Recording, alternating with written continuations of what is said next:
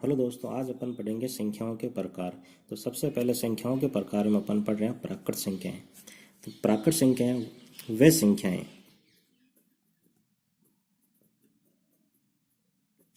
जिन्हें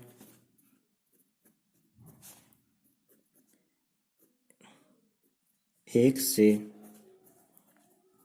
लेकर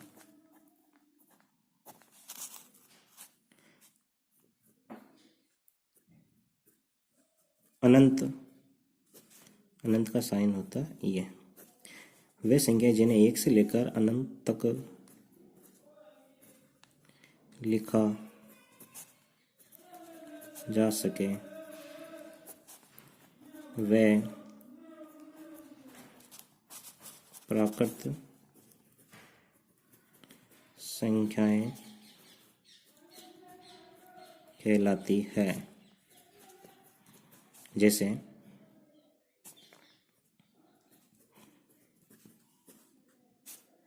1, 2, 3, 4 इस प्रकार इन्हें अपन अनंत तक लिख सकते हैं। वैसे हिंदी में तो अनंत ये और गणितीय रूप में इसका साइन होता है ये। अब अपन अगली संख्या पढ़ेंगे पूर्ण संख्याएं। तो पूर्ण संख्याएं वे संख्याएं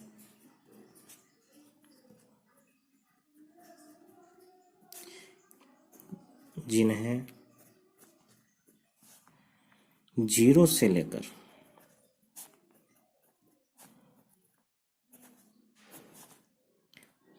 अनंत तक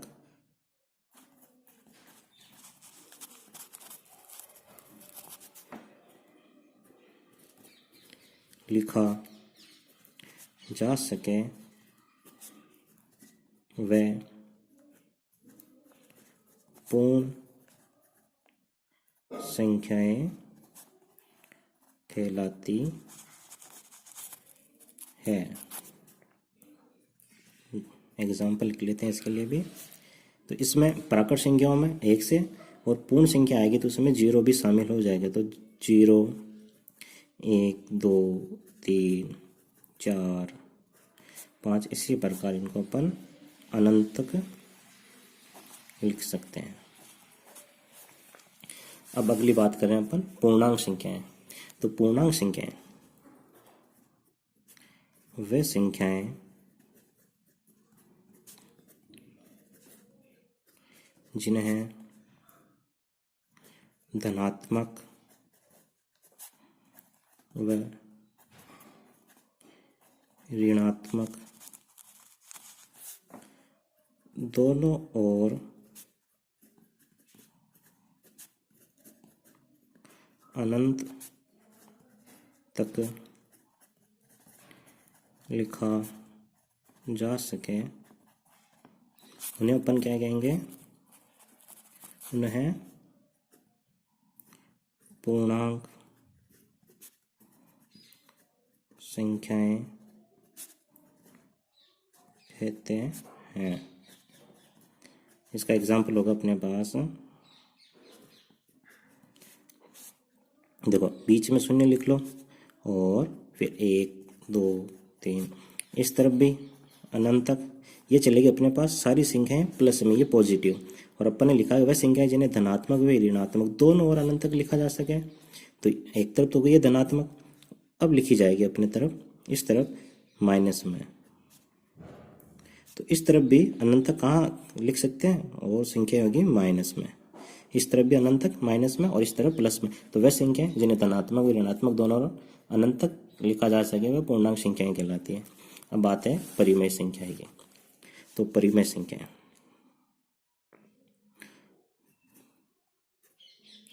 वे संख्या जिन्हें P/Q के रूप में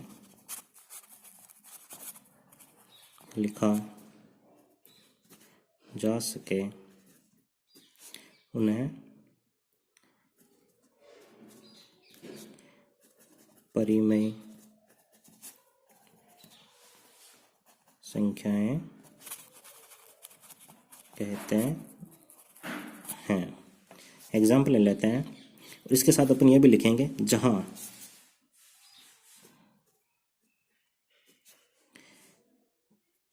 Q नॉट इक्वल टू 0। कहने का मतलब है कि जहाँ Q का मान क्या नहीं होना चाहिए, 0 नहीं होना चाहिए। अपन इसको P/Q तो लिखेंगे और इसके साथ में अपन इसकी कंडीशन लगाएंगे कि Q नॉट इक्वल टू 0। ठीक है, एग्जाम्पल लिख लेते हैं अपन, जैसे 1/2, 3/7, ये सारी परिमेय संख्या है, लेकिन इनके जो बटे में वो 0 नहीं होना चाहिए, क्योंकि किसी भी संख्या के अगर बटे में 0 आता है तो वो संख्या अपरिभाषित हो जाएगी, उसका उत्तर इन्फिनाइट आएगा। ठीक है, अब बात करते हैं अपन अपरिमेय संख्याओं की। तो अपरिमेय संख्याएं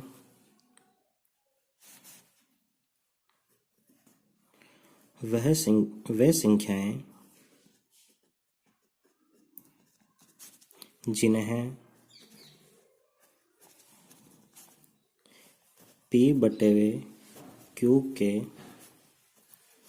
रूप में नहीं लिखा जा सकता,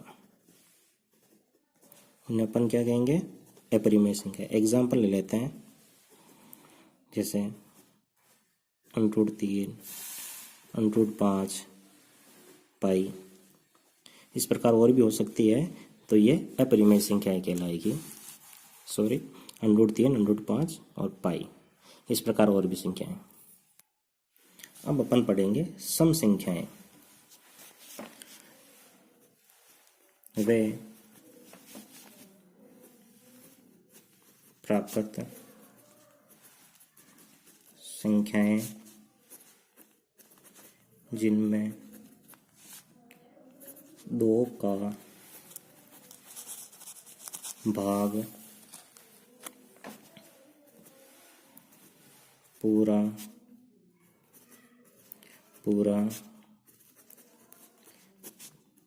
जाता हो,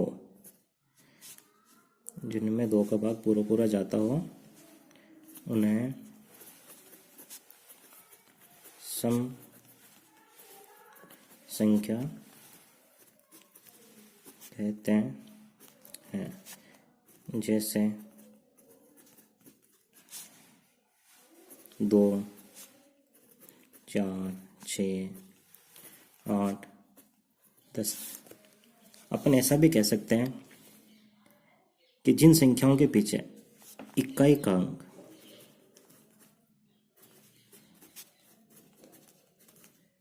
जिन संख्याओं के पीछे इकाई का अंक 2, 4, 6, 8 हो, वे सभी संख्याएं सम संख्याएं कहलाएगी। अब नेक्स्ट है विषम संख्याएं। वे प्राकृत संख्याएं जिनमें 2 का भाग पूरा नहीं जाता हो, उन्हें विषम संख्याएं कहते हैं। जैसे 1, 3, 5, 7। देख लो, जैसे कि अपन ने लिया 1, अगर अपन 1 में 2 का भाग देंगे तो 2 से ये डिवाइड नहीं होगा, पूरा नहीं जाएगा, इसमें जाएगा ये 0.5 बार। अगर अपन 3 लेंगे तो 3 में अगर 2 का भाग देंगे तो देखो, पहले 1 बार गया, पीछे बचा 1 में फिर 0 लगाएंगे तो यहाँ लगाया अपन ने पॉइंट, तो कितनी बार गया, 5 बार। तो इसका आंसर है 1.5। तो कहने का मतलब है जिसमें 2 का भाग पूरा जाता हो वो तो सम संख्या, और जिसमें 2 का भाग पूरा नहीं जाता हो वह विषम संख्याएं कहलाती है। अब नेक्स्ट है भाज्य संख्याएं।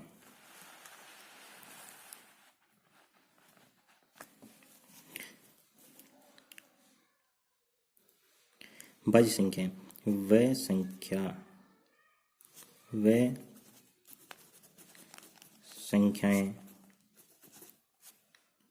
जिनमें स्वयं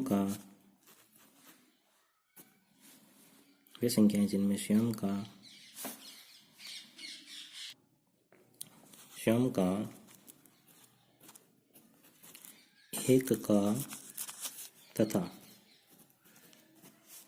किसी अन्य संख्या का भाग जाता हो उसे भाज्य संख्या कहते हैं। जैसे एग्जाम्पल लेते हैं अपन, 4। 4 में 4 स्वयं का जा रहा है, 1 का जा रहा है, इसके अलावा 2 का भाग जाता है। ठीक है, और ले लें अपन, जैसे कुछ भी, मतलब 6 हो गई, 10 हो गई, 12 हो गई, ऐसी खूब सारी संख्या। अपन एक चीज और भी सीख लेते हैं कि सबसे छोटी भाज्य संख्या 4 है। सबसे छोटी संख्या कौन सी है? सबसे छोटी भाज्य संख्या 4 है। अब आ गए सह अभाज्य संख्या। सह अभाज्य संख्या, जब 2 संख्याओं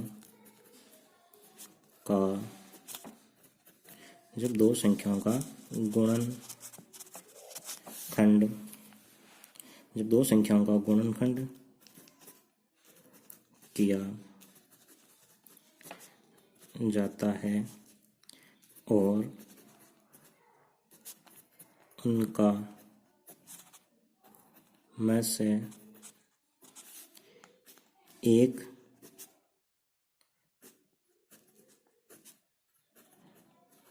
प्राप्त हो तो उसे सह अभाज्य संख्या कहते हैं। इसको अपन पूरा समझेंगे। जैसे 2 संख्या ले ली अपन ने, कुछ भी ले लो, जैसे अपन ने ले ली 10 और 11। अब अपन इसका गुणनखंड करते हैं।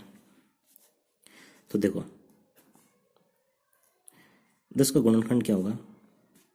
1 इंटू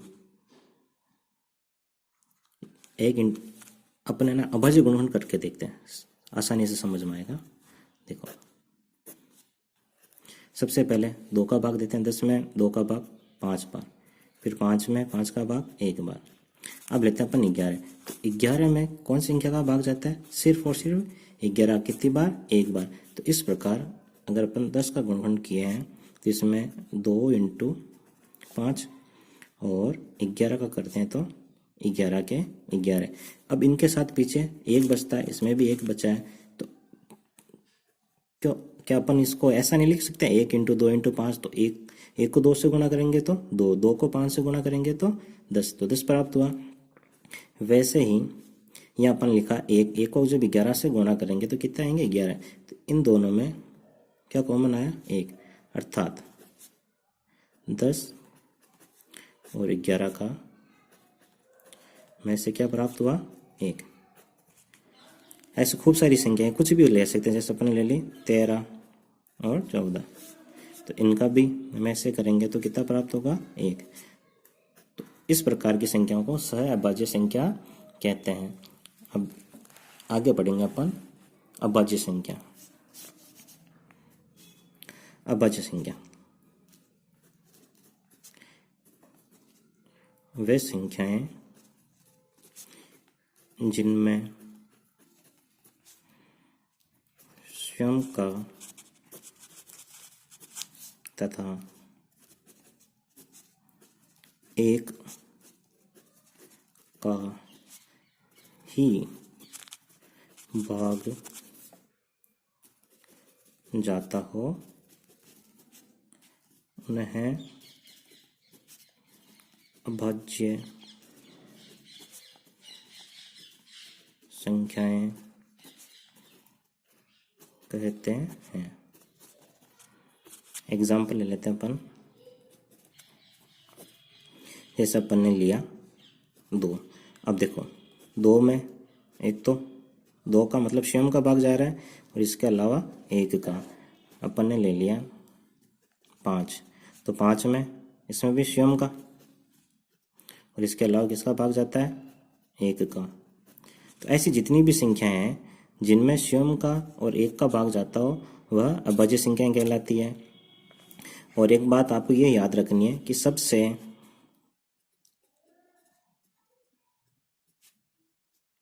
छोटी अभाज्य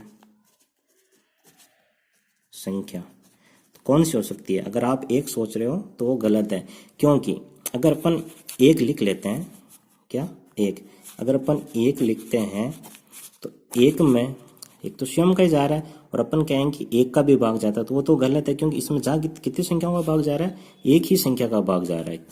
तो 1 वो सबसे छोटी संख्या नहीं होगी, सबसे छोटी अभाज्य संख्या होगी वो होगी 2। सबसे छोटी अभाज्य संख्या 2 है। ठीक है। अब अगर अपन नेक्स्ट बात करें तो 11 नंबर में अपन लिख सकते हैं पूर्ववर्ती संख्याएं। कौन सी संख्याएं? पूर्ववर्ती संख्या। पूर्ववर्ती संख्या क्या होती है? इसमें क्या होगा, अपने पास कोई संख्या पहले से दे रखी होगी, जैसे दे रखी है 99 और पूछ ले इसकी पूर्ववर्ती संख्या क्या होगी, तो 99 की पूर्ववर्ती संख्या क्या होगी। तो 99 से नाम से पता चल रहा है पूर्ववर्ती, तो 99 से पहला कौन सी संख्या है 98। ठीक है। वैसे अगर अपने को दे रखा हो कि 8 की पूर्ववर्ती संख्या क्या होगी, तो 8 की पूर्ववर्ती कौन सी होगी 7, तो ये पूर्ववर्ती हो गई। और अगर अपन बात करें एक संख्या और है परवर्ती संख्या, तो परवर्ती संख्या वह संख्या है जिनमें अगला पद लिखा जाता है। जैसे अपने पास अगर दे रखी हो 99 के 99 की परवर्ती संख्या कौन सी होगी, तो इसमें क्या करना, अपने को 1 जोड़ना है और लिखना है। तो 99 की परवर्ती संख्या 100 हो गई। ठीक है। कुछ भी लिखा हो, जैसे अगर लिखा हो जाए 101, तो 101 की परवर्ती संख्या कौन सी होगी 102। ठीक है। धन्यवाद। अगर आपने इतना देखा है तो चैनल को लाइक और सब्सक्राइब करें। Thank you.